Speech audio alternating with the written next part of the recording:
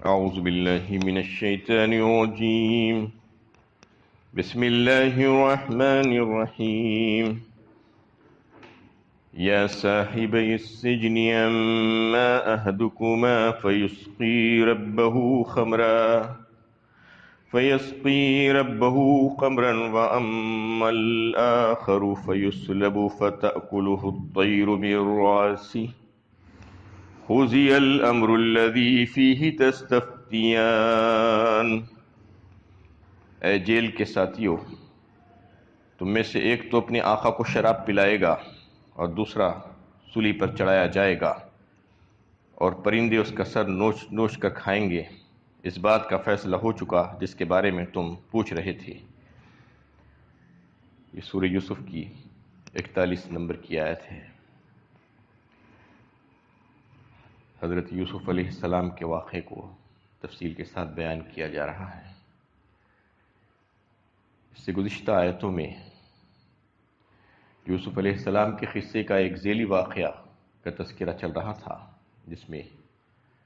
جب یوسف علیہ السلام کو جیل میں داخل کیا گیا تو اس وقت ان کے ساتھ 2 اور قیدیوں کو بھی داخل کیا گیا تھا، اور انہوں نے یوسف علیہ السلام کو اچھا اور نیک صالح انسان سمجھتے ہوئے ان سے اپنے خوابوں کی تعبیر پوچھی تھی کہ انہوں نے الگ الگ خواب دیکھے تھے دونوں نے، اور انہوں نے ان سے یوسف علیہ السلام سے اس خواب کی تعبیر جاننی چاہی تھی. وہ دونوں کے خواب کیا تھے اس کا تذکرہ اس سے پہلے آ چکا ہے. قال احدهما انی ارانی اعصر خمرا وقال الاخر انی ارانی احمل فوق راس خبزا تاكله الطير منه نبئنا بتاویلی. انہیں ایک کا خواب تو یہ تھا کہ میں کیا دیکھتا ہوں کہ شراب نچوڑتا ہوں. دوسرے نے کہا کہ میں نے دیکھا ہے کہ اپنے سر پر روٹیاں رکھے ہوئے ہیں اور پرندے ان کو کھا رہے ہیں. ہمیں اس کی تعبیر بتائیے. یہ دونوں قیدیوں نے 2 اپنے اپنے خواب حضرت یوسف علیہ السلام سے بیان کر کے اس کی تعبیر جاننا چاہی تھی. اس کی تعبیر بتانے سے پہلے یوسف علیہ السلام نے پیغمبرانہ انداز میں ان لوگوں کو دعوت و ایمان اور تبلیغ اور رشد و ہدایت کی باتیں ان کے سامنے پیش کی، اللہ تعالیٰ کی معرفت ان کو سمجھاتے ہوئے. اس کے بعد اب ان کے خوابوں کی تعبیر بیان کی جا رہی ہے اس آیت میں، کہ اس میں کہا گیا کہ تم میں سے ایک کے لیے یہ ہوگا کہ وہ چھوٹ جائے گا، بری ہو جائے گا، اور پھر جیل کے باہر جائے گا، اور پھر بدستور اپنی جو ملازمت تھی اس پر قائم رہے گا، بادشاہ کو شراب پلائے گا. یہ پہلے کے تعلق سے، ایک کے تعلق سے کہا کہ وہ چھوٹ جائے گا اور جیل باہر جانے کے بعد اپنی پرانی ملازمت پر برقرار رہے گا اور بادشاہ کو شراب پلائے گا. اور دوسرے کے تعلق سے یہ کہا کہ اس کا جرم ثابت ہو جائے گا اور اس کو سولی دی جائے گی، اور پرندے اس کے گوشت کو نوچ نوچ کر کھائیں گے. یہ دونوں کے تعلق سے بات بیان کی، جبکہ دونوں کے خواب الگ الگ تھے اور دونوں کے خواب کی تعبیر بھی متعین تھی، لیکن انہیں ان کی شفقت کی وجہ سے اس کو الگ الگ بیان کر کے نہیں بتایا کہ فلاں کو جو ہے سولی دی جائے گی اور فلاں چھوٹ جائے گا، بلکہ اجمالی طور پر بتا دیا. یہ اس وجہ سے کہ کہیں وہ ابھی سے اپنے غم میں گھلنا شروع نہ کر دے. اس کو تھوڑا سا مبہم کر دیا اور کہا کہ تم میں سے ایک چھوٹ جائے گا اور دوسرے کو سولی دی جائے گی. الگ الگ انہیں پوائنٹ آؤٹ کر کے ان کو نہیں بتایا، ان کی شفقت کی وجہ سے. اور پھر کہہ دیا آخر میں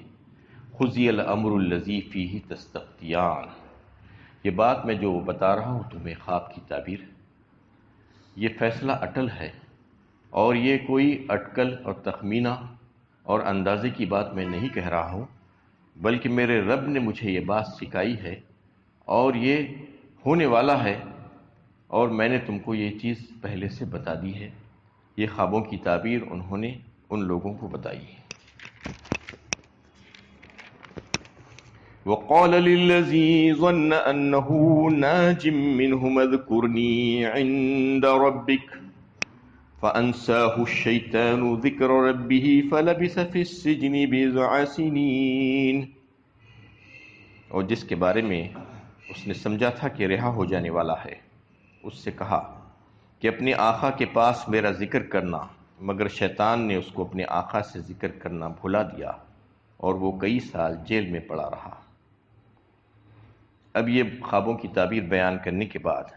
جس کے متعلق انہیں یہ خیال تھا کہ یہ رہا ہو جائے گا، تو اس سے کہا کہ تم رہا ہونے کے بعد تمہارا رسائی جو ہے بادشاہ کے دربار میں جب ہو جائے تو وہاں پر میرا تذکرہ بھی کر دینا، اور یہ کہہ دینا کہ ایک بے گناہ اور بے قصور جیل میں پڑا ہوا ہے۔ لیکن اس کے رہا ہونے کے بعد شیطان نے اس کو وہ بات بھلا دی، اور وہ بادشاہ سے وہ بات کہنا بھول گیا، جس کی وجہ سے حضرت یوسف علیہ السلام کو اور کئی سال جیل میں رہنا پڑا۔ یہاں پر ذکر سے مراد یوسف علیہ السلام کا وہ تعارف ہے جو اس رہا ہو جانے والے شخص کو قید خانے میں حاصل ہوا تھا۔ یعنی اس تعارف میں، جیسا کہ اس سے پہلے واضح باتیں جو آئی ہیں، 3 باتیں ہیں۔ ایک، یوسف علیہ السلام کا نیک کردار اور ان کے اخلاق، ان کا باعمل ہونا۔ دوسرے، ان کی طرف سے دعوت توحید کا پیش کیا جانا، اور تیسری خوبی ان کی یہ تھی کہ خوابوں کی تعبیر کا علم جو اللہ تعالیٰ نے خاص طور سے ان کو بخشا تھا، اور جس کے مطابق ان کی بتائی ہوئی تعبیر بالکل صحیح نکلی۔ اس سے یوسف علیہ السلام کا منشا یہ تھا کہ ایک نبی کا تعارف بادشاہ سے ایک ایسے شخص کے ذریعے سے ہو جائے جس کو اس کی صحبت میں رہنے کا موقع ملا ہو، اور اس نے صحیح رائے قائم کرنے کا موقع ملا تھا اس کو، تاکہ بلا وجہ کی قید کا سلسلہ بھی ختم ہو جائے اور فرائض نبوت، دعوت و تبلیغ کے کام کے لیے راہیں کھل جائے۔ یہ نہایت ہی مقدس مقصد تھا۔ انہوں نے نہ اپنی مظلومی کی داستان سنانے کے لیے کہا تھا، اور نہ اس بیان پر کہ کسی بے چینی کا اظہار کیا تھا، اس بنا پر نہیں کیا تھا، بلکہ ان کا مقصد یہ تھا کہ بادشاہ کے سامنے یہ بات آ جائے کہ ایک بے گناہ جیل میں پڑا ہوا ہے، اور اس کا ذکر اس انداز میں کرنا، وہ شخص کہ جیسا کہ اس نے ان کو دیکھا تھا، ان کے ساتھ رہ کر ان کی شخصیت کا تعارف اس کے پاس جس انداز میں ہوا تھا کہ وہ جس طریقے سے جو ہے سارے لوگوں کے ساتھ پیش آتے تھے، جس طرز عمل کے ساتھ، اور جیسا دعوت توحید، اللہ کی بات انہوں نے سمجھائی تھی، وہ بڑی خاص خوبی تھی ان کی۔ پھر خوابوں کی تعبیر کے سلسلے میں جو انہوں نے اس کے خواب کی تعبیر جو بالکل صحیح بتائی تھی، وہ ساری باتیں بادشاہ کے سامنے رکھنے کے لیے کہا تھا، تو اس میں اعتراض کی کوئی بات ہو ہی نہیں سکتی۔ کیا مظلوم کو یہ حق نہیں پہنچتا کہ وہ انصاف کا مطالبہ کرے؟ کسی کافر حکومت سے بھی انصاف کا مطالبہ کرنے میں شرعاً کوئی حرج نہیں ہے، اور یوسف علیہ السلام کو بادشاہ نے جیل نہیں بھجوایا تھا، بلکہ عزیز نے بھجوایا تھا، اور غالباً بادشاہ اس سے لا علم ہی رہا ہوگا۔ اس لیے یوسف کا یہ کہنا کہ بادشاہ سے میرا ذکر کرنا سفارش کرانے کے معنی میں نہیں تھا، بلکہ حقیقت حال کو واقف کرانے کے سلسلے میں تھا۔ تو یہ بات انہوں نے اس قیدی سے کہی تھی کہ تم بادشاہ کے پاس تمہاری جب رسائی ہو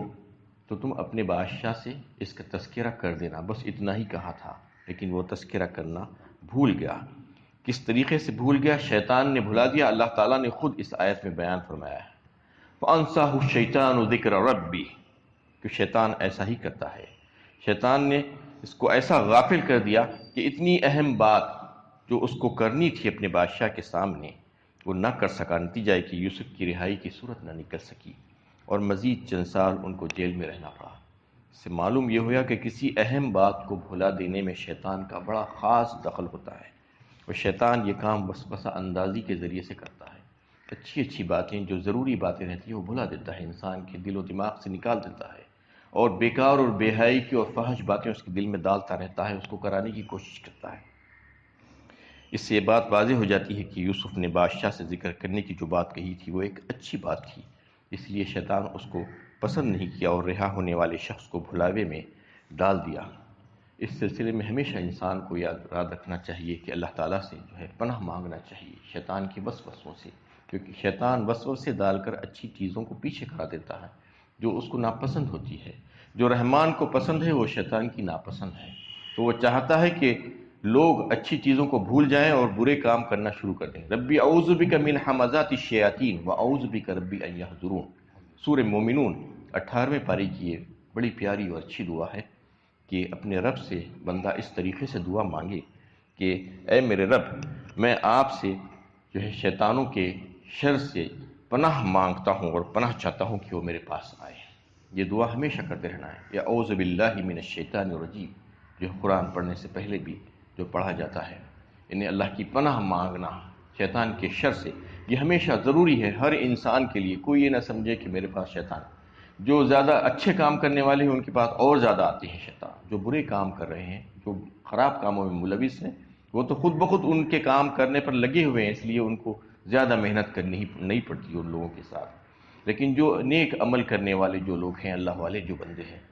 ان کو تو شیطان ان کے دل میں وسوسے ڈالتا ہی رہتا ہے، اس لیے ان کے وسوسوں سے اپنے آپ کو بچانے کے لیے اللہ تعالیٰ سے ہمیشہ پناہ مانگنا چاہیے، کیونکہ اللہ تعالیٰ جب پناہ دے گا تو پھر وہ آپ کے قریب نہیں آ پائیں گے۔ تو اس میں اس کا جو ہے تذکرہ کیا گیا کہ شیطان نے اس کو جو ہے بھلا دیا تھا، جیسا کہ اس سے پہلے بھی آپ کے سامنے جو ہے یہ بات آ چکی ہے کہ یہ صورت میں جو ہے جو یوسف علیہ السلام کا قصہ بڑا تفصیل کے ساتھ بیان کیا گیا ہے، اور کئی ایک انبیاء علیہ السلام کے واقعات بھی قرآن میں آپ سنتے ہیں، لیکن وہ واقعات کو جو ہے جز جز کر کے بیان کیا جاتا ہے۔ صرف یہ ایک قصہ ہے جس کو اللہ تعالیٰ نے متواتر ایک ساتھ بیان کیا ہے، اس کی بھی کچھ حکمتیں ہیں۔ تو میں نے بولنا یہ ہے کہ ان قصوں میں جو ہے اللہ تعالیٰ بہت سے عبرت اور نصیحت کے پہلو رکھتے ہیں لوگوں کے لیے، اور اس میں جو ہے ہماری زندگی کے مختلف ادوار کے لیے ہدایتیں اس میں موجود ہوتی ہیں۔ اس کو سمجھنے کی ضرورت ہے۔ یہ کوئی قصہ کہانی نہیں ہے کہ قصہ سن کر مزہ لے لیا جائے یا کہانی کے طور پر اس کو لیا جائے، بلکہ اس میں کئی ایک ایسی ہدایت کے مضامین آتے ہیں، جیسا کہ ابھی یہ رکوع جو گزرا ہے، اس میں جو چند آیتیں جو ایک ذیلی واقعہ جو گزرا ہے ان دو قیدیوں کا، تو اس میں ایک بات تو یہ ملتی ہے کہ یوسف علیہ السلام جب جیل خانے میں داخل ہوئے تو جیل اور قید خانہ کیسی جگہ ہے؟ چوروں لٹیروں کے رہنے کی جگہ ہے، بدماشوں کی جگہ ہے، کوئی اچھے آدمی کے رہنے کی جگہ نہیں ہے وہ۔ لیکن وہاں پر جانے کے بعد بھی یوسف علیہ السلام نے ان لوگوں کے ساتھ جو وہاں کے مکین تھے بہت اچھا برتاؤ کیا، ان کے ساتھ حسن و اخلاق کا، حسن و معاشرت کا معاملہ کیا۔ اس کی وجہ سے وہ سارے لوگ ان کے معتقد ہو گئے، ان کو جو ہے ان کی ہمدردی، ان کی خیر خواہی کرتے رہے ہمیشہ، تو وہ لوگ ان کو جو ہے بہت اچھا اور نیک سمجھنا شروع کر دیے۔ تو یہ سمجھانا مقصود ہے کہ لوگ اگر برائی کر رہے ہیں، جو مجرمین بھی جو ہے، تو ان سے نفرت نہیں کرنا، ان کی ذات سے نفرت نہیں کرنا، بلکہ ان کے جرم سے نفرت کرنا۔ جو جرم جو کر رہے ہیں وہ جرم کو ختم کرنے کے سلسلے میں کوشش کرنا، اور ان کو اپنے آپ سے مانوس کرنے کی کوشش کرنا، ان کو دھتکارنا نہیں، دور نہیں کر دینا۔ دور اگر کر دیں گے تو اور دور ہو جائیں گے، وہ اور زیادہ بڑے مجرم بن جائیں گے۔ تو اس میں یہ بتانا مقصود ہے کہ انہوں نے ان تمام لوگوں کو اپنے آپ سے مانوس کیا، اور پھر ان کو صحیح بات اور اللہ کی بات ان کے سامنے پیش کی۔ یہی جو ہے صحیح طریقہ کار ہے کہ جو مجرمین ہیں، جو خراب قسم کے معاشرے میں جو لوگ سمجھے جاتے ہیں، ان کے سامنے بھی جو ہے اچھی بات کرنے کی کوشش کرنا، ان کو مانوس کر کے۔ اب اس سلسلے میں جو ہے انسان کو یہ کرنا چاہیے، یہ بتایا گیا ہے کہ اپنے حسن و اخلاق کے ذریعے سے، اپنے علمی اور عملی کمالات کے ذریعے سے ان کے دل میں جگہ بنانا، ان پہ اعتماد قائم کرنا ان کے دلوں میں، یہ ضروری ہے بات کہنے کے لیے، کیونکہ انسان کی حیثیت جب جو دیکھی جاتی ہے وہ اس کے علمی کمالات کے ذریعے سے دیکھی جاتی ہے۔ انسان میں کمالات کیسے ہیں؟ تو بسا اوقات یہ ضروری ہوتا ہے کہ اس کو اپنے کمالات کا اظہار کرنا پڑتا ہے لوگوں کے سامنے، لیکن اپنی ذات کو بڑا دکھانے کے لیے نہیں، کبھی بھی اپنی بڑائی جتانے کے لیے نہیں۔ بلا تزکوا انفسکم، فرمایا اللہ تعالیٰ نے، اپنے آپ کو جو ہے پاکیزہ مت کہو، اور اپنے آپ کو بہت بڑا مت کہو اور نہ سمجھو۔ لیکن کئی بسا اوقات ایسا ہوتا ہے کہ لوگوں کو بات سمجھانے کے لیے اپنی شخصیت کا روب ان کے سامنے رکھنا پڑتا ہے تاکہ لوگ بات سمجھ سکیں۔ کئی وقت ایسا ہوتا ہے کہ لوگ کسی کو بے حیثیت سمجھ کے ایسے ہی چھوڑ دیتے ہیں، تو ان کے سامنے اپنے کچھ کمالات کا اظہار کرنا بھی ضروری ہے، جیسا کہ یوسف علیہ السلام نے اپنے معجزے کا اظہار کیا اور خوابوں کی تعبیر بتانے کا جو بات جو ہے وہ لوگوں کے سامنے رکھے تھے، تو اس کی وجہ سے لوگ ان کے گرویدہ ہو گئے، ان کے قریب آنے شروع ہوئے۔ تو یہ باتیں بھی ہونی چاہیے۔ اور ایک مبلغ اور مصلح جو ہے، جو دعوت کا جو کام کرنے والے جو لوگ ہیں، ان کے لیے ضروری ہے کہ وہ دعوت کے کام کو مقدم رکھیں ہمیشہ۔ بہت بہت بسا اوقات ایسا ہوتا ہے کہ لوگ ان کے پاس دیگر سوالات پوچھنے کے لیے بھی آتے ہیں، جیسا کہ یوسف علیہ السلام کے ساتھ اس معاملے میں ہوا کہ وہ لوگ جو ہے یوسف علیہ السلام سے خوابوں کی تعبیر دریافت کرنے کے لیے آئے، تو انہوں نے پہلے خوابوں کی تعبیر بیان نہیں کی، اس وجہ سے کہ وہ بات تو جواب دیں گے، ان کو انتظار کروا دیا، تھوڑا انتظار کروا کے ان کو اللہ کی توحید ان کے سامنے پیش کی، اللہ کی معرفت ان کے سامنے پیش کی، دعوت و تبلیغ کی بات ان کے سامنے، رشد و ہدایت کی بات ان کے سامنے رکھ دی۔ تو ایسا ہی کرنا چاہیے ایک مبلغ کو کہ اگر کوئی دوسرا سوال بھی کر رہا ہے تو اس کو تھوڑا سا روک کر مقدم اس بات کو کرنا کہ اللہ کی بات کو پیش کر دیا جائے، سب سے پہلے اس کو سنا دیا جائے ایک واضح الفاظ میں، اور اس کام کے لیے کوئی ممبر و محراب اور اسٹیج کی ضرورت نہیں ہے۔ ہاں وہ اگر مل رہا ہے تو اس پر سے بھی کرنا چاہیے، لیکن نجی محفلیں اور شخصی ملاقاتیں اور اس قسم کی محفلوں میں بھی یہ کام کیا جانا چاہیے۔ لوگ یہ سمجھتے ہیں کہ ہم کو تو اسٹیج پر جانے کا موقع نہیں ملا ہے، ہم کیسے کام کریں؟ اسٹیج پر جانے کا موقع ملے یا نہ ملے، آپ سے جو ملنے جلنے والے ہیں، آپ سے جو گفتگو کر رہے ہیں، آپ کی جن سے ملاقاتیں ہو رہی ہیں، جن محفلوں میں آپ جاتے ہیں، وہاں پر بھی آپ یہ کام کرنا چاہیے۔ جو دعوت کا کام، جو مبلغ ہے، اس کو اس بات کا لحاظ رکھنا چاہیے۔ اور ایک چوتھی بات اس میں یہ بتائی گئی کہ دعوت کا کام کرتے وقت یہ بات کا لحاظ رکھنا کہ حکمت سے بھرے ہونا چاہیے آپ کے الفاظ۔ ادعو الی سبیل ربک بالحکمہ فرمایا اللہ تعالیٰ نے سورہ نحل 14ویں پارے میں۔ اللہ کے راہ کی طرف، اللہ کے راستے کی طرف لوگوں کو بلاؤ حکمت کے ساتھ۔ حکمت کے ساتھ مطلب یہ ہے کہ کفر و شرک کی گندگیوں اور خرابیوں کو بڑے ہی ناصحانہ انداز میں، بڑے دل نشین انداز میں بیان کرنا، ان کو جو ہے کوئی بات ایسی نہیں کرنا کہ ان کے دل سے جو ہے بات نکل جائے، اور اجٹ اور گنوار انداز میں نہیں کرنا، بلکہ نرم انداز میں اچھی گفتگو کرنا۔ اللہ کے نبی صلی اللہ علیہ وسلم کا طریقہ یہی تھا، فَبِمَا رَحْمَةٍ مِّنَ اللَّهِ لِنْتَ لَهُمْ وَلَوْ كُنْتَ فَظًّا غَلِيظَ الْقَلْبِ لَانفَضُّوا مِنْ حَوْلِكَ فرمایا۔ اللہ تعالیٰ نے تعریف فرمائی ہے آپ صلی اللہ علیہ وسلم کی کہ آپ بڑے رحیم اور شفیق ہیں لوگوں پر۔ آپ اگر جو ہے سخت ہوتے، تنگ ہوتے اور سخت گو ہوتے اور آپ کی گفتگو سخت ہوتی تو لوگ آپ کے اطراف سے بھاگ جاتے، منتشر ہو جاتے۔ آپ ایسے نہیں تھے، بلکہ آپ کی گفتگو بڑی شیریں اور بڑی اچھی ہوتی، دل نشین ہوتی، لوگ آپ سے جڑتے تھے، جو ایک بار آپ سے ملتا بار بار آپ سے ملنا چاہتا تھا۔ تو ایسا ہی ایک مبلغ کو ہونا چاہیے کہ اس کی باتیں بڑی دل نشین انداز میں کرنا چاہیے، نہ کہ اجڑ اور گنوار اور سخت انداز میں کہ لوگ آپ کی جو بات سننا چاہ رہے ہیں وہ بھی نہ سن کے آپ کی طرف آپ سے بھاگ جائیں، منتشر ہو جائیں۔ تو یہ حکمت بھرے انداز میں بات کرنا چاہیے۔ اور ایک بات اس میں یہ نکلتی ہے کہ بسا اوقات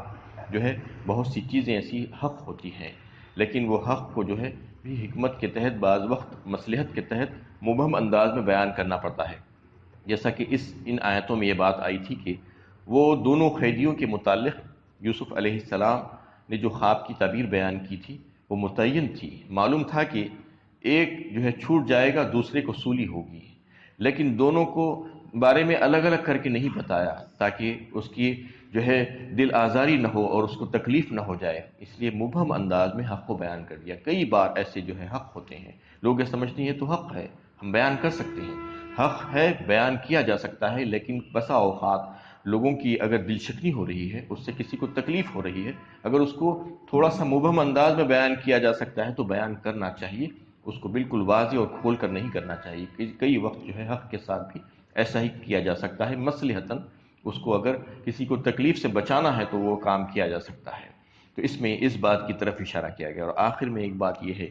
کہ یوسف علیہ السلام نے اس قیدی سے، جو رہا ہونے والے قیدی سے، یہ کہا تھا کہ اپنے بادشاہ سے میرا تذکرہ کرنا تو یہ توکل کے خلاف نہیں ہے۔ اگر آپ بے قصور ہیں اور آپ کو غیر ضروری طور پر تکلیف میں ڈالا گیا ہے اور آپ کے ساتھ لوگ بدگمانیاں کرتے ہیں، غلط فہمیوں کا شکار ہیں، تو ضروری ہے کہ آپ ان بدگمانیوں کو دور کرنے کی کوشش کریں، اپنی بے قصوری، بے گناہی کو ثابت کرنے کی کوشش کریں۔ یہ تو طریقہ بتلایا گیا ہے اسلام میں، یہ طریقہ سکھلایا گیا ہے کہ اگر آپ واقعی میں بے قصور ہیں تو آپ خاموش مت بیٹھیے، بلکہ اپنی بے قصوری کو ثابت کریے، اس لیے کہ اگر لوگ آپ کو قصوروار سمجھیں گے تو آپ کی بات بھی نہیں سنیں گے، آپ کو اگر غلط سمجھیں گے تو پھر آپ کے قریب نہیں آئیں گے لوگ۔ اس لیے اپنے بے قصوری کو ثابت کرنے کے لیے کچھ کرنا چاہیے اور لوگوں کے سامنے بولنا چاہیے، یہ توکل کے خلاف نہیں ہے۔ یہ نہیں سوچنا کہ اللہ تعالیٰ دیکھ لے گا، وہ جو چاہے کہتے رہنے دیجیے، مجھے کیا پرواہ، نہیں، پرواہ ہونا چاہیے آپ کو اپنی ذات کے تعلق سے۔ اگر کوئی غلط باتیں پھیلا رہا ہے تو وہ غلط باتوں کے تعلق سے آپ جو ہے کہنا چاہیے کہ یہ بات غلط ہے، یہ جو ہے میرے تعلق سے جو بات کہی جا رہی ہے ایسا میں نہیں ہوں، یہ کہہ کر جو ہے اس کو رد کرنا چاہیے۔ یہ ساری باتیں ان آیتوں میں نکلتی ہے، تو اس میں جو ہے ہمیں سمجھنے کے لیے کئی ایک ہدایتیں اللہ تعالیٰ نے رکھی ہے، یعنی کافی ایک مضامین اس میں ہیں، کافی مسائل اور احکامات اس پورے واقعے میں نکلتے ہیں، ہمارے لیے ہدایتیں ہمارے لیے ہیں، تو اس کو سمجھنا چاہیے، صرف ایک حصے کے طور پر اس کو نہیں لینا چاہیے۔ اللہ تعالیٰ سے دعا ہے کہ اللہ تعالیٰ ہمیں صحیح علم و عمل کی توفیق عطا فرمائے۔